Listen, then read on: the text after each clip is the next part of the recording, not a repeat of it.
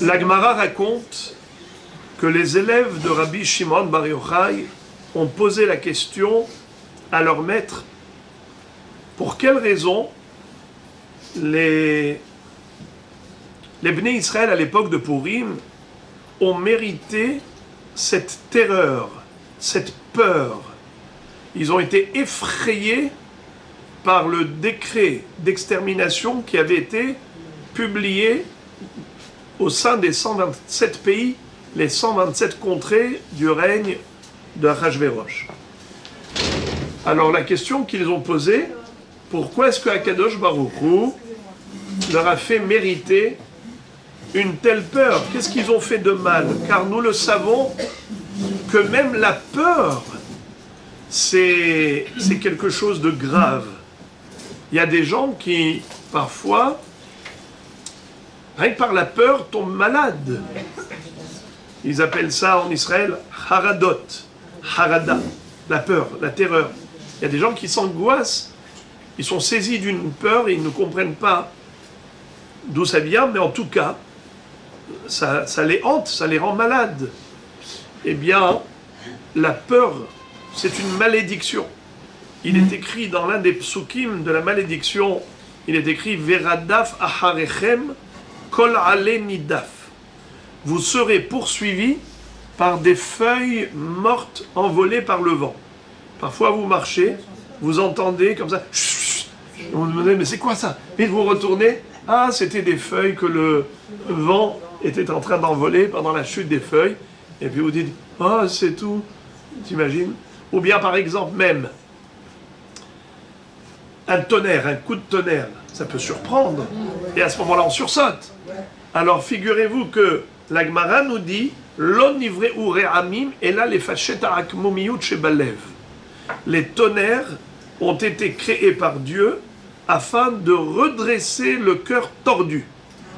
Dans le sens où la personne, par son orgueil, se permet de fauter, de désobéir à Hachem. Elle se croit forte.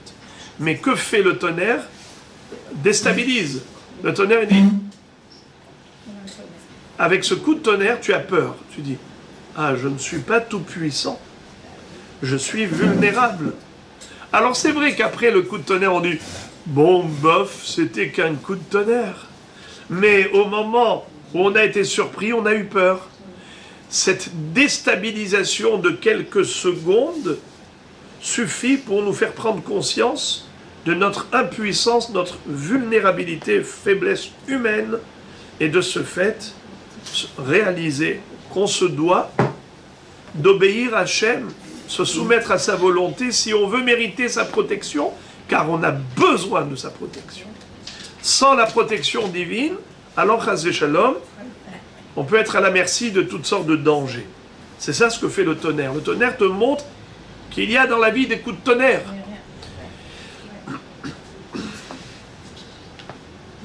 Eh bien, c'était la question des élèves de Rabbi Shimon Bar Yochai. Pourquoi ont-ils mérité cette peur? Pourquoi est-ce que Hachem a permis à Haman de décréter l'extermination contre Israël? Il leur a dit, dites-moi vous, qu'en pensez-vous? Pour quelle raison, d'après vous, Dieu leur a fait ça? Ils ont répondu, eh bien parce qu'ils ont profité du banquet de Achashverosh. Ils ont profité du banquet d'Assuérus. Alors il y a plusieurs explications. Qu'est-ce qu'il y avait de mal dans ce banquet? Il y a une explication qu'il y avait les ustensiles du Beth Amikdash. Ils n'auraient pas dû profiter d'un tel banquet. Il y a une autre explication, c'est que Vashti Amalka avait prévu le coup, elle a planifié avec son mari, elle a programmé justement que les femmes soient à côté des hommes dans le sens où elle a installé les femmes juste à côté des hommes, et c'est comme ça qu'elle avait l'intention de créer un mélange de dépravation pour entraîner le peuple juif à la débauche, parce qu'elle savait que la protection divine n'a pas lieu lorsqu'Israël se laisse aller dans la prostitution et autres. Donc elle a préparé toutes sortes de complots pour piéger Israël dans la znout. Et malheureusement, ils ont glissé là-dedans.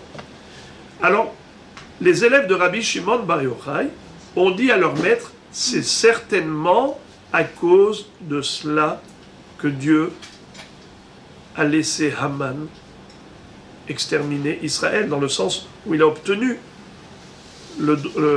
l'accord du roi pour anéantir les Juifs.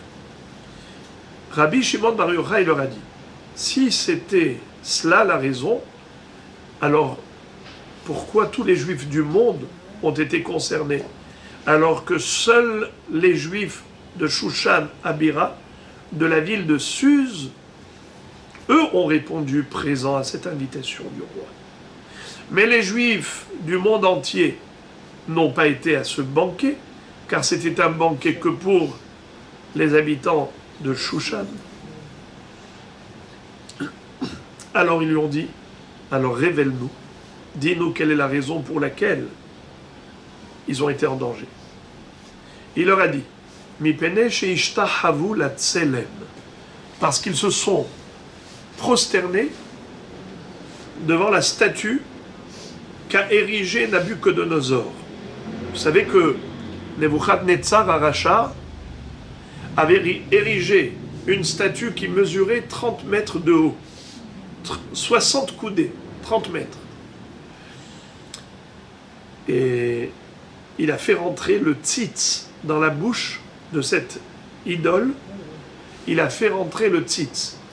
Le tzitz, c'était la plaque frontale du Kohen Gadol. Le Kohen Gadol portait 8 vêtements sacerdotaux. Il y avait d'abord le pantalon, la tunique, le manteau, le pectoral, le tablier, la ceinture, le chapeau et le tzitz. C'était comme une couronne, une plaque frontale où il était gravé 2 mots. Kodesh Lachem, sacré pour Dieu.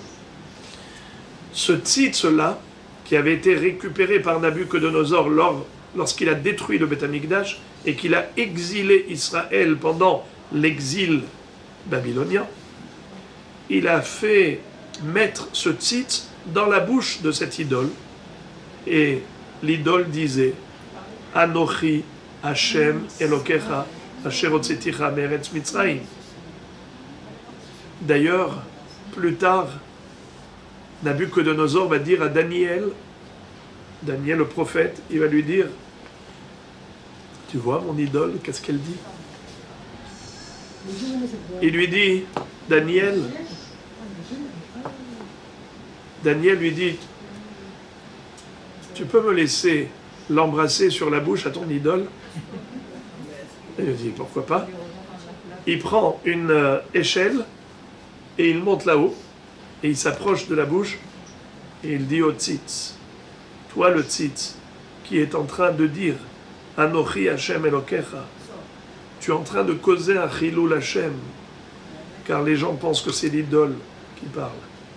Viens là. Le tzitz est venu, Daniel l'a pris. Quand il est descendu de l'échelle, il y a eu un vent qui a soufflé et qui a renversé cette statue qui a éclaté en 1000 morceaux. C'est pour ça que tous les conseillers de Daniel lui en voulaient à mort. Les conseillers de Nabuchodonosor en voulaient à mort à ce juif, Daniel. D'ailleurs, il a ridiculisé plusieurs de leurs divinités jusqu'à ce qu'il s'est fait jeter dans la fosse au lion. Et il est sorti de là vivant, sain et sauf. En tout cas, avant que cela n'arrive avec Daniel, d'abord il y a eu Hanania, Mishaël et Azaria, 3 tzadikim qui, eux, étaient les représentants du peuple juif. Et on a dit que des représentants viennent du monde entier se prosterner devant mon idole. C'était le décret de l'empereur babylonien Nabuchodonosor. Hanania, Mishaël et Azaria n'ont pas voulu. Ils sont restés debout et ils se sont fait jeter dans la fournaise ardente.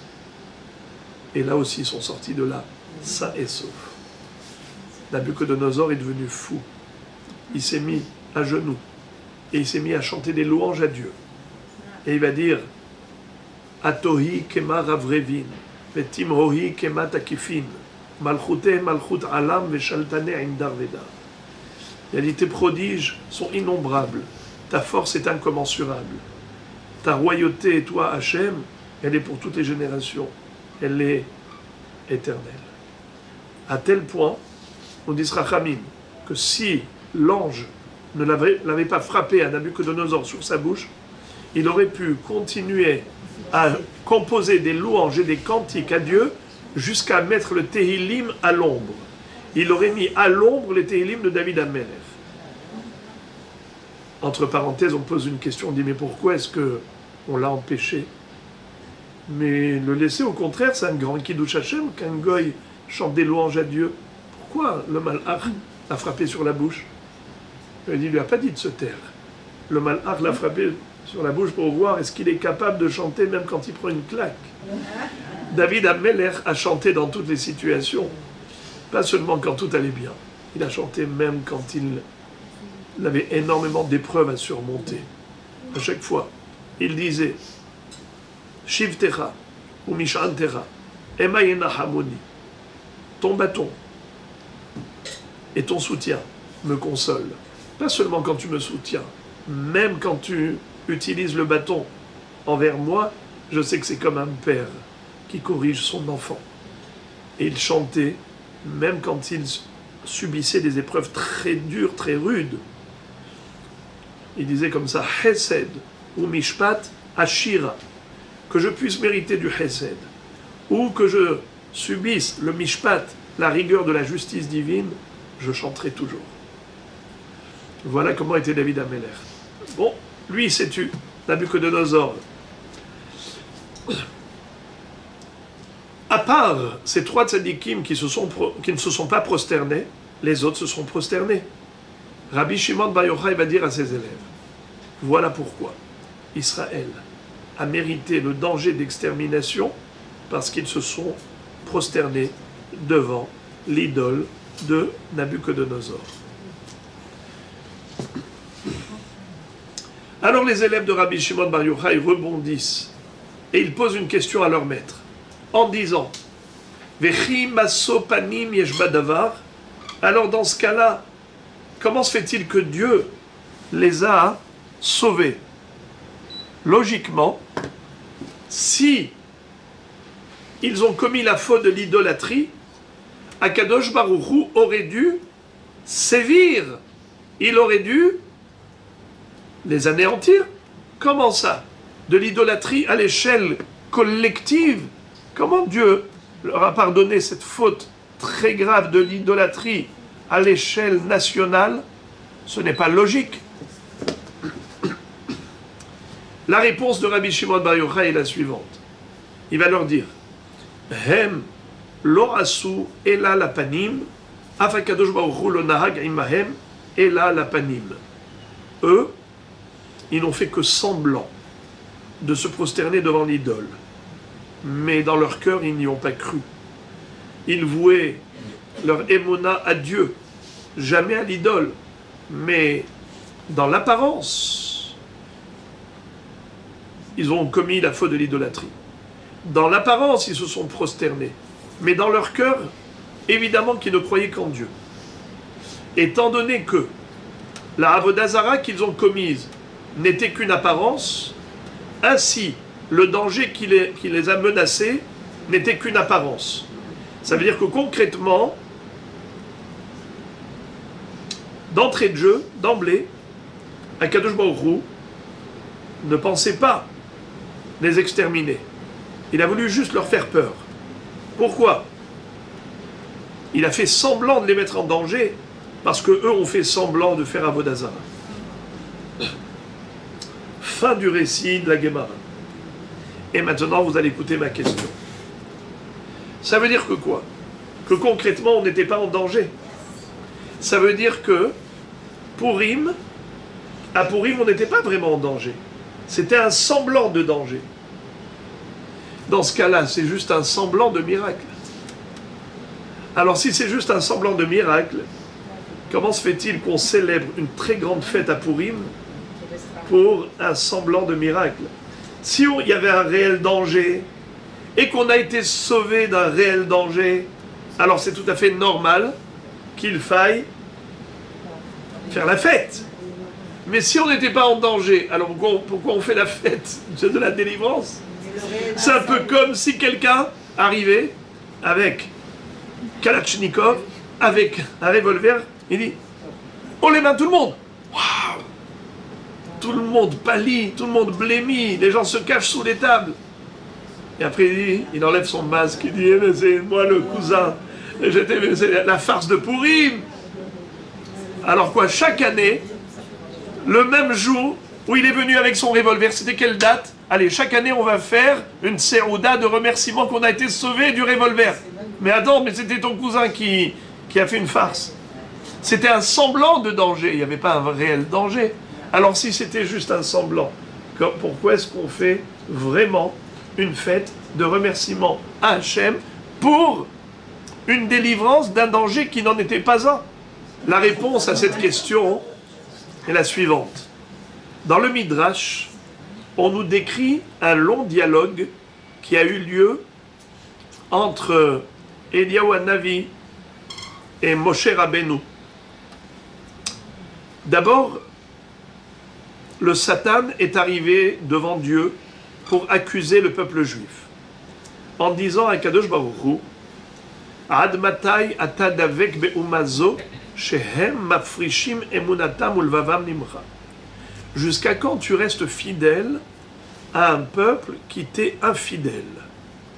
Il a dit, qu'est-ce qu'ils ont fait mes enfants de mal? Eh bien le Satan dit devant Hachem, Achlou, Chatou, Nishtaku, Venitkalkelu.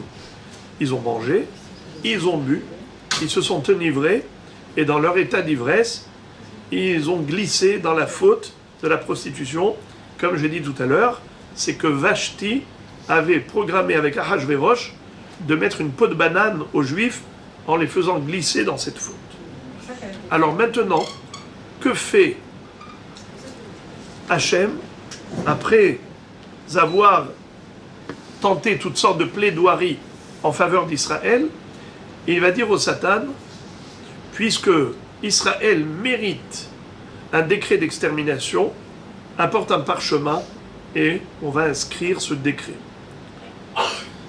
Donc avant même que sur terre il y ait ce décret d'extermination par Achashverosh et Haman, il y a déjà eu ce décret d'extermination là-haut dans le ciel par Akadosh Baruch Hu quand le Satan a accusé Israël. Qu'est-ce qu'il a fait? Hachem a inscrit ce décret et il a signé. Il a scellé avec un tampon d'argile, avec un seau d'argile. Lorsque Eliyahu Hanavi a vu tout ça, il va tout de suite courir auprès de Abraham, Yitzhak et Yaakov. Il va dire, cher patriarche, voyez dans quelle situation se trouvent vos descendants, vos enfants, en danger d'extermination. Abraham, Yitzhak et Yaakov ont posé la question à Eliyahu Hanavi, à cause de quoi? Qu'est-ce qu'ils ont fait de mal? Il va leur dire, Nehenu mis'odato shel oto racha. Ils ont profité du banquet d'Assuérus dans tous les sens du terme, dans le sens négatif. Dans tous les sens négatifs du terme. Alors, Abraham, Yitzhak et Yaakov vont dire, qu'est-ce qu'on peut faire? On est impuissant. Si Dieu a décidé ainsi, tout est pour le bien. Eliyahu Hanavi va voir Moshe Rabbeinu. Il lui dit, cher berger fidèle, toi, à chaque fois que Israël était en danger, tu as plaidé en leur faveur. Après la faute du veau d'or, après la faute des explorations, après chaque écart et déviation du peuple juif, tu étais là pour leur servir de bouclier. Ta prière a été la raison de leur sauvetage. Voilà maintenant, berger fidèle, que peux-tu faire pour ton troupeau, Israël? Il lui dit, mais après ce que tu me racontes, je voudrais savoir, est-ce que Dieu a scellé avec un seau, avec un tampon de sang ou d'argile? Il lui a dit, il a tamponné avec un seau d'argile, pas de sang. Alors il lui dit, dans ce cas-là, c'est encore réversible. Car si c'était avec un tampon de sang, ça aurait été irrévocable. Et maintenant, j'ai une question à te poser encore. Est-ce qu'il y a sur terre un homme kasher? Il lui a dit, il y en a un, il s'appelle Mordechai. Moshe Rabbeinu va lui dire à Eliyahu Hanavi, descends, va dire à Mordechai, de ma part, qu'il essaye de réveiller Israël pour qu'il fasse teshuva et qu'il prie Hachem. Et nous, de là-haut, Abraham, Yitzhak, Yaakov, Moshe Rabbeinu, nous allons prier également pour séduire Hachem et apaiser sa colère. Peut-être que nos efforts conjugués, nos prières réunies, associées, feront en sorte que la rigueur se transforme en miséricorde. C'est pour cela qu'il est écrit dans la Megillah, « O Mordechai yada et kol asher naasa » Mordechai a su tout ce qui s'est passé. Il a su non seulement ce que tout le monde connaissait, que Haman a obtenu gain de cause et que le roi a acquiescé, il a même scellé toutes les missives d'extermination, mais il a su quelle en était la raison spirituelle, car Mordechai était convaincu que s'il nous arrive quelque chose sur terre, c'est que dans le ciel, on a un compte à régler avec nous. Alors, tout de suite, après avoir sollicité Esther, il est passé à l'action sur la demande de Esther de rassembler le peuple juif, de décréter 3 jours de jeûne et de prier. C'est comme ça qu'il a déchiré ses vêtements dans la rue de Suse. Il s'est vêtu de cilice et de cendre. Il a hurlé. Il a tiré les sonnettes d'alarme.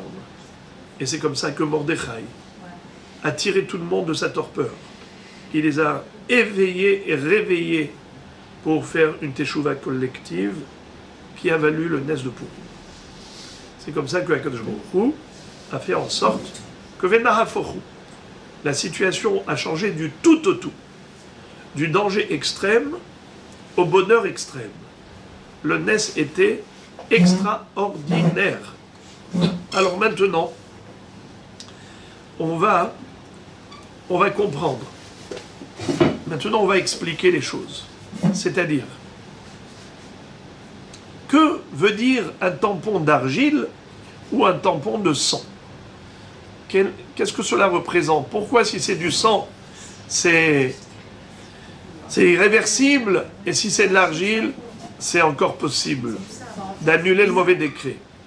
C'est que nous savons que l'être humain est composé de 2 parties, du corps et de l'âme. Le corps est fait avec de l'argile. L'âme repose sur le sang. Comme il est écrit dans la Torah, Vayitzer Hashem Elokim et Adam afar min Adama, vayipach be'apam nishmat chaim, vayi Adam le nefesh chaim. Dieu a façonné le corps humain à partir de la terre.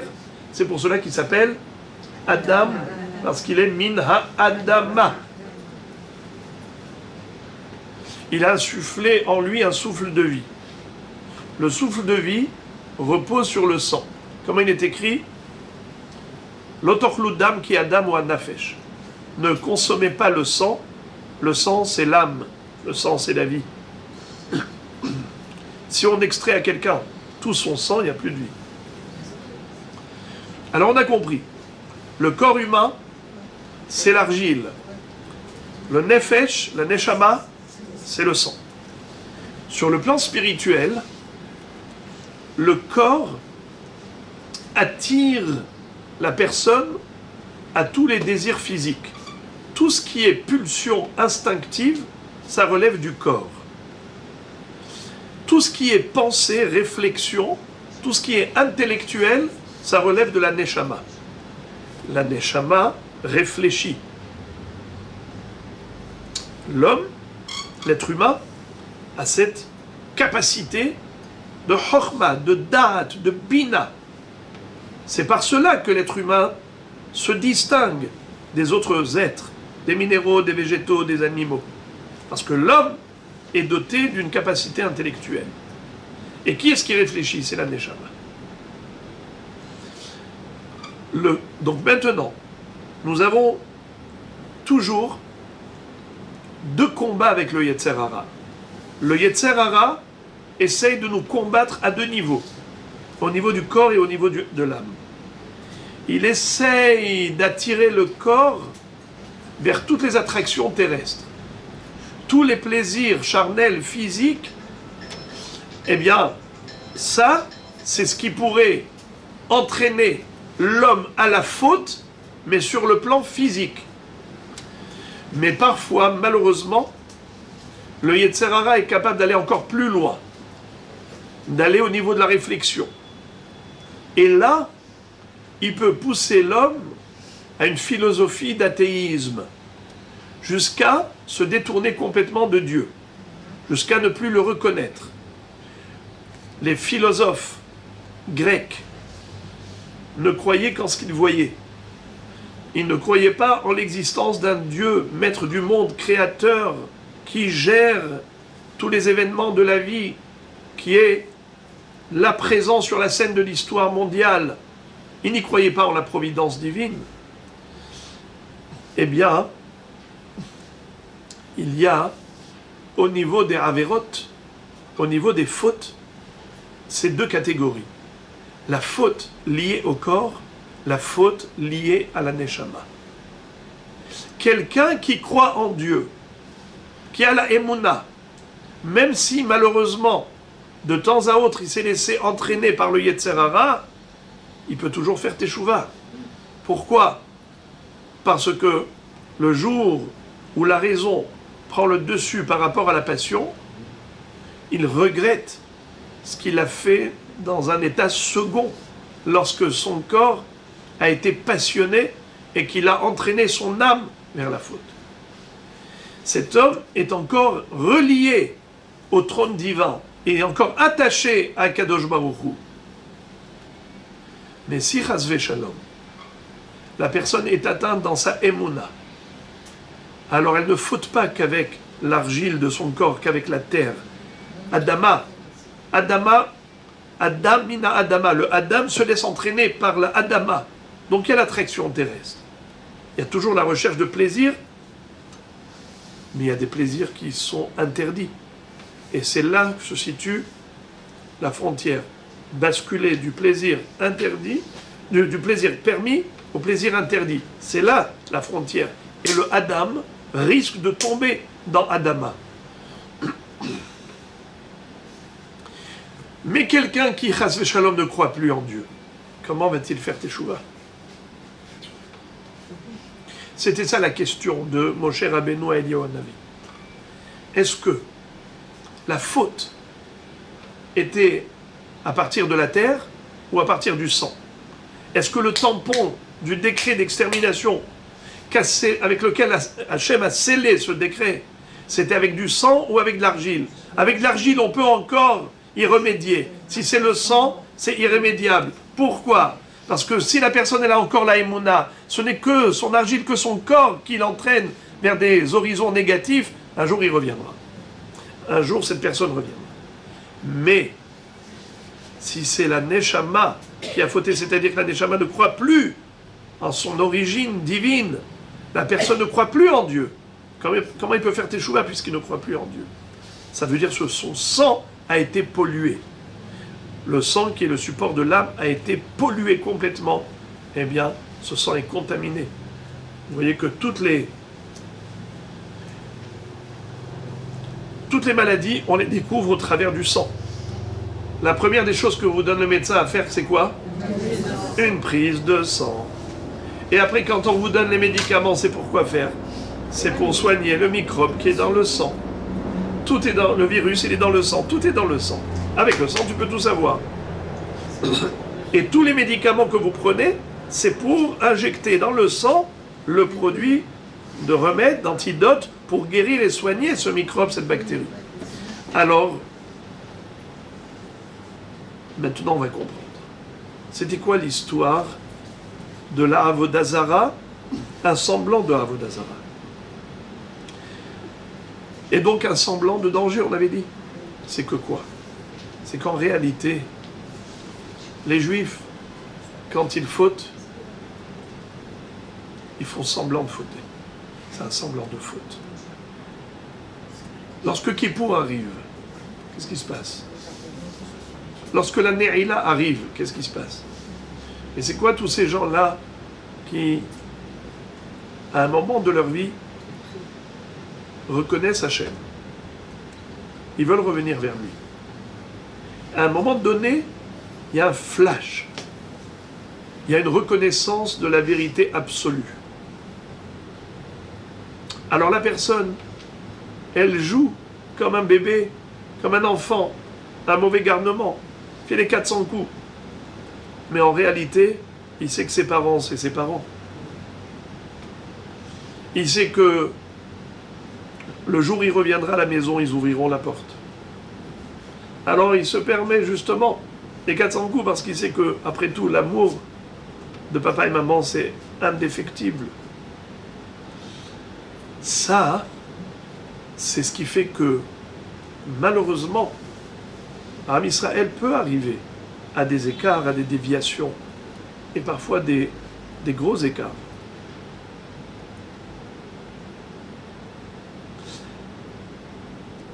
Mais tout ça, c'est un semblant de faute. La neshama, le sang, il est pur. C'est comme un bras qui s'est cassé, on met un plâtre. Ça veut dire que tant que la neshama, tant qu'il y a de la vitalité, alors il y aura toujours un retour à la source. C'est pour cela que, bien sûr qu'il y avait un décret d'extermination. Mais pourquoi on le qualifie de semblant de décret? C'est un semblant parce que, Am Israël, toutes ses fautes, c'est un semblant de faute. Am Israël ne peut pas disparaître, parce que la Neshama qui est en lui, eh bien c'est une Neshama qui ne peut pas s'éteindre. C'est une flamme qui ne s'éteindra jamais. L'amour d'Akadosh Baruch Hu, la crainte de Dieu, la émouna en lui, eh bien cela c'est quelque chose qui nous accompagne d'une génération à l'autre, malgré toutes les épreuves qu'a dû surmonter le peuple juif. Ça, c'est ce que dit Akadosh Baruch Hu, Ani Hashem, lo shaniti, atem bene Israël, lo chelitem. Moi Dieu, je ne change jamais. Vous, Am Israël, vous ne disparaîtrez jamais. Ça veut dire que, du fait que notre attachement à Akadosh Baruch Hu est tellement sincère, et tellement inébranlable, que même lorsqu'il y a eu des fautes, mais c'est considéré comme un semblant de faute. Et donc on comprend pourquoi il y a eu le Nes de Purim. Pourquoi on célèbre le Nes de Purim. Parce que le danger était réel. Mais ce réel danger était juste pendant la période où on était encore dans le creux de la vague sur le plan spirituel. On était encore au fond du trou où le Yetzer Hara nous avait happé. Mais dès qu'on a décidé de faire Teshuvah, ça n'a mis que 3 jours. En 3 jours, on a remonté la pente. En 3 jours, ça y est, c'était fini. Et à la fin du 3e jour, il n'y avait plus de Haman. Vous le savez? Figurez-vous que le danger n'a duré que 3 jours. Ils ont jeûné 3 jours. À la fin du 3e jour, c'était déjà le 2e banquet. Le 2e banquet de Esther, le 1er banquet, elle lui a dit à Achashverosh, tu peux me faire plaisir? Il dit quoi? Tu peux venir à ce banquet que je vous offre ce soir, toi et Haman? D'accord. Et pendant le festin, que veux-tu, ma reine, jusqu'à la moitié du royaume? Elle a dit, ben, ce que je te demande, c'est que tu reviennes demain. C'est quoi ça? En fait, dans la Gemara, il y a une douzaine de raisons pourquoi elle a invité Haman. Et l'une des raisons, c'est qu'elle a voulu chauffer Achashverosh contre Haman. Elle a voulu lui donner l'impression à Achashverosh qu'elle a invité son concurrent. Le Premier ministre, elle invite 2 hommes. Elle invite le roi et un étranger, le Premier ministre. Ça veut dire quoi? Que maintenant, elle considère Haman comme son mari? Alors, en sortant de là, il avait le vertige. Il a broyé le noir. C'est ce qu'elle voulait. Et comme il broyait le noir, il s'est dit, mais c'est pas possible. Comment elle a pu faire une chose pareille? Quoi, peut-être que les deux, ils complotent contre moi, et dans son sommeil, il voit Haman brandir une épée pour le tuer. Et il se réveille dans ce cauchemar, il sursaute. L'insomnie, il n'arrive pas à se rendormir. Il voit ce Haman-là. Et pourquoi il a eu ce rêve? Parce que c'est elle qui lui a déclenché le rêve. La personne ne rêve que de ce à quoi elle pense en journée. D'accord? Et quand il se réveille, il n'entend des pas. Il entend les pas de qui? De Haman. Car pendant cette nuit, Haman avait dit à Zeresh et à ses amis, vous imaginez, est-ce qu'il y a quelqu'un de plus important que moi dans le royaume? J'étais le seul invité avec le roi par la reine. Regardez toute ma richesse, regardez tous mes enfants. Il y a une seule chose qui est mon épine au pied, c'est lorsque je vois Mardoché le juif qui refuse de se prosterner devant moi. À ce moment-là, tous mes honneurs disparaissent et fondent comme la neige au soleil quand je vois ce Mordechai Yoshev Sha'ar HaMelech. Alors ils lui ont dit, mais franchement, c'est un souci pour toi, mais vas-y, demande au roi de le pendre. Tu crois qu'il va te refuser quelque chose? Prépare déjà la potence. Et il y va. Mais à ce moment-là, lorsque le roi s'est réveillé dans ce choc de cauchemar et qu'il avait cette insomnie, pourquoi il a fait lire le livre des chroniques? Parce qu'il s'est dit, mais ce n'est pas possible que Esther et Haman complotent contre moi et que je n'ai pas de sympathisants qui viennent me révéler ce complot. Comment se fait-il? J'ai pas d'amis? J'ai pas de copains? Peut-être que quelqu'un m'a rendu service et que je n'ai pas été à la hauteur. Peut-être que quelqu'un m'a sauvé la vie et que je n'ai pas récompensé. Lisez-moi le livre des chroniques, on va voir. Et on a trouvé qu'en effet, c'était vrai. Mordechai avait sauvé la vie de Achashverosh d'une mort certaine. Ces deux gardes du corps, Bigtan et Teresh, qui voulaient l'empoisonner.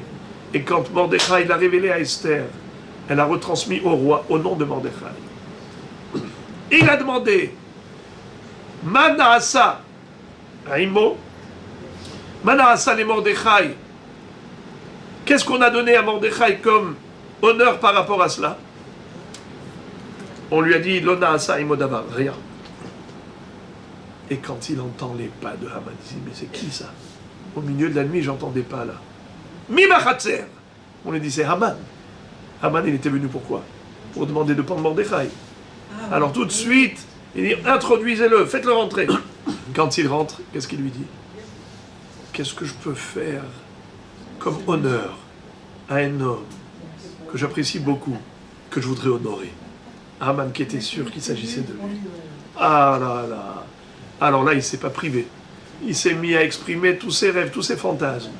Qu'on prenne la couronne royale et les vêtements royaux et la monture royale, et que cet homme-là soit monté dessus, et que l'un des ministres le conduise dans les ruelles de la capitale et qu'il proclame haut et fort, ainsi méritera l'homme que le roi veut honorer. Il dit, tu feras tout ça maintenant à Mordechai. Chlet, l'infarctus, au bord de l'infarctus. Mais, qu'est-ce que dit Haman? Il ne perd pas la boussole. Il dit, je vous en prie, tout mais pas ça.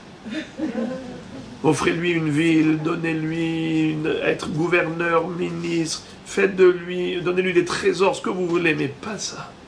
Il lui a dit, gare à toi si tu manques un détail. Et vous connaissez la suite de l'histoire, on l'a déjà raconté une fois. Ce qui veut dire que quoi? Que le Nes de Purim, c'était justement cela. C'est que à Am Israël, en l'espace de 3 jours, ils ont liquidé leur prédateur, leur persécuteur Haman. C'est que déjà, dans ce banquet-là, ce festin premier, où elle a réussi à chauffer Haman, mais vous savez aussi ce qu'elle a réussi à faire? À orienter tous les cœurs d'Israël vers Dieu. Parce que les Juifs se sont dit, tu t'imagines, notre sœur Esther, sur laquelle nous comptions, on a cru qu'elle allait plaider en notre faveur. Tu t'imagines comment elle nous tourne le dos? Elle a été invitée, notre pire ennemi. Notre pire ennemi, elle a été l'invitée avec le roi, lui faire de tels honneurs. on ne peut même plus compter sur notre sœur, la reine Esther. Il n'y en a qu'un seul qui peut nous sauver, c'est lui. C'est ce qu'elle a voulu. River les yeux vers Hachem. Orienter leur cœur vers lui. Et c'est ce qui s'est passé le lendemain. Dans le deuxième festin, c'est là qu'elle lui a, à ce moment-là, piégé tendu le piège, ce guet-apens. Quand elle dit au roi, si c'était juste être des serviteurs, des esclaves, pour lesquels nous avions été vendus, moi et mon peuple, par un ennemi juré, eh bien à ce moment-là on aurait été d'accord. Mais c'est qui veut me tuer avec tout mon peuple. Et c'est qui celui-là? Celui-là, Hamanaracha Hazé. Hamanara Hazé. Et quand il s'est levé pour aller prendre de l'air, et que, à ce moment-là, Haman se jette sur le lit de Esther, Akadosh Baruch Hu envoie un malhar pour le maintenir comme ça. Et quand il revient, et il la trouve comme ça, il dit, maintenant, vous voyez, le rêve, j'ai bien compris ce qu'il voulait. Et là, Harvona a choisi ce moment où le cœur du roi était plein de colère contre Haman, pour lui dire, voilà la potence qu'il a construite pour pendre Mordechai qui vous a sauvé la vie. Alors, c'était prévisible. Qu'est-ce qu'il va dire? Telohu alam. Pendez-le dessus. 3 jours, on a réglé l'affaire. En 3 jours, on a réglé l'affaire. Ça veut dire quoi? Oui, mais la teshuva, ça pour un Keshbonchou, c'est 1 minute. Mais pour Am Israël, ça a duré 3 jours. Ça veut dire quoi en d'autres termes? Ça veut dire que Am Israël peut réparer en 3 jours ce qu'ils ont fauté pendant des années. La même chose en sortant d'Égypte. On est arrivé à quel niveau de Toum'a? 49 degrés d'impureté. En combien d'années? 210 ans. En Égypte. En combien de temps on est arrivé au niveau du 49e degré de Kedusha? En 49 jours. On est sorti d'Égypte, 50 jours après on a reçu la Torah. Tu as reçu la Torah après 49 jours où tu gravis échelon par échelon. Ce qu'Israël perd en 210 ans, il récupère en 49 jours. Rien ne se perd, tout se récupère chez le Ham Israël, parce que le fond, le sang est pur. Donc, toutes les Havérotes, c'est un semblant de Havérotes. Tu vois ces juifs-là qui peuvent te paraître à des années-lumière de la Torah. C'est de l'ignorance. C'est tout simplement de l'attirance. Parce que malheureusement, aujourd'hui, le Yetzer Hara du monde environnant envoie des pots de bananes de partout. Mais le jour où il se réveille, il dit, mais qu'est-ce que j'ai fait? Papa, où tu es? Ils reviennent.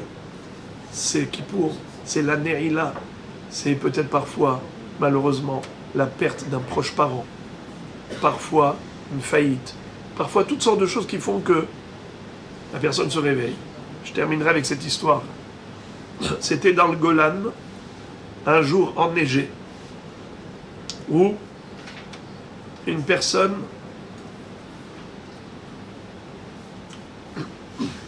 qui se disait athée se moquait de son épouse qui allumait les nérodes de Shabbat. Lui était complètement laïque.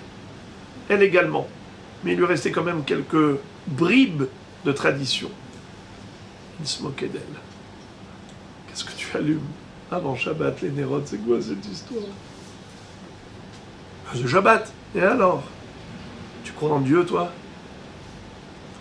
Et voilà qu'il y a eu une coupure d'électricité avec la neige.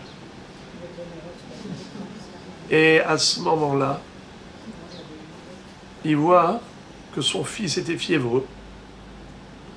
Et il devenait bleu.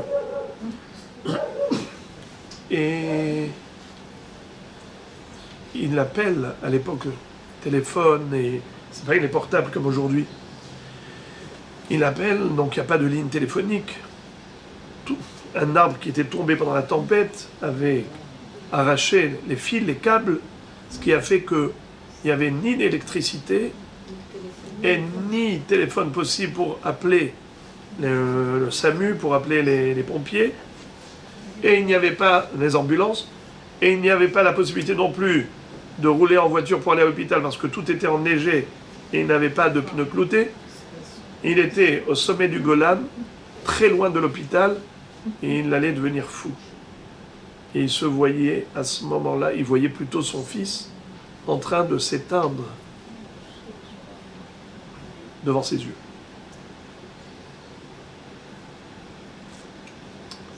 Et quand il a vu que c'était au bord de la mort, il a dit, Dieu, si tu existes, si tu sauves mon fils, je te promets de faire tes choix.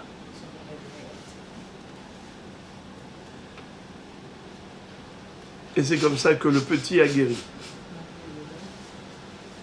Alors, il y avait un rave qui a dit, malheureusement, c'est pas la émouna qui manque, c'est parfois les petits bobos qui manquent.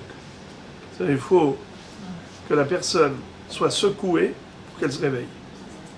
Sinon, c'est comme un bébé, un enfant, quand il doit aller au GAN, l'enfant qui doit aller au GAN, il doit aller à l'école, sa mère le réveille, je suis fatigué. Il réveille d'un côté, il se tourne de l'autre. Il revient, le réveille, il se tourne de l'autre côté. À la fin, pas le choix. Il faut lui retirer la couverture. Le ramassage scolaire va pas tarder. Et parfois, même en lui enlevant la couverture, ça marche pas.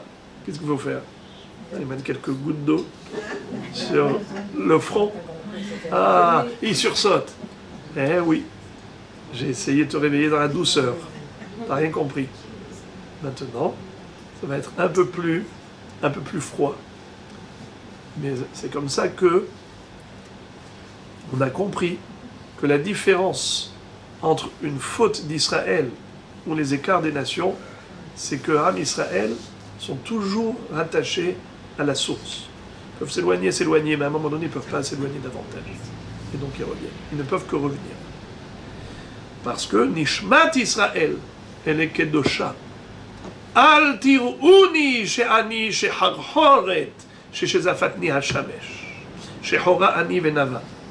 Le Midrash nous raconte plutôt une illustration, une parabole, pour dire que il y avait une fois un roi qui a vu sa femme, la reine, en train de laver la vaisselle et les mains étaient sales avec tous les résidus alimentaires, dégoûtantes, c'était noir. Alors, il a dit, eh ben, je vais la répudier. Alors la femme de ménage, c'était une femme de couleur. Elle était toute contente, elle dansait avec le balai. Quelqu'un qui lui dit, pourquoi tu es contente? Elle a dit, ben, le roi a décidé de répudier la reine, son épouse. Certainement, qui va épouser après? Ben, celle qui connaît, qui voit tous les jours. Moi, certainement.